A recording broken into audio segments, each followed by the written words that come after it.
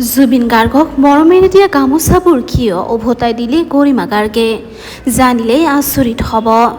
জুবিন গাৰ্গৰ মৃত্যুৰ দিনা জমা হৈছিল লাখ লাখ মানুহ।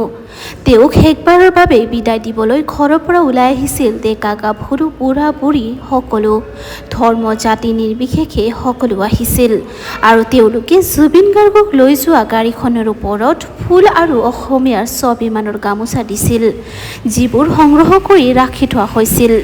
উজনি অসমৰ বানপীড়িতক সাহায্য কৰিবলৈ গৰিমা গাৰ্গে নিজে ৰাজপথত ওলাই পইচা সংগ্ৰহ কৰি বানপীড়িতক সহায় কৰে। তেওঁ বানপীড়িতক সহায় কৰোঁতে টোপোলাবোৰৰ ভিতৰত এখন বা দুখনকৈ গামোচা ভৰাই দিয়ে, যাতে ৰাইজে জুবিন গাৰ্গৰ উপস্থিতি অনুভৱ কৰিব পাৰে। তেওঁ কয়, আপোনালোকে বিচাৰিলে সেই গামোচাবোৰ মৰমত ৰাখিব পাৰে। সঁচাকৈয়ে গৰিমা গাৰ্গৰ চিন্তাধাৰা যেন হৃদয় চুই যোৱা।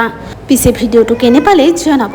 ভিডিঅ'টো ভাল পালে লাইক, কমেণ্ট, শ্বেয়াৰ আৰু ছাবস্ক্ৰাইব কৰিব নাপাহৰিব।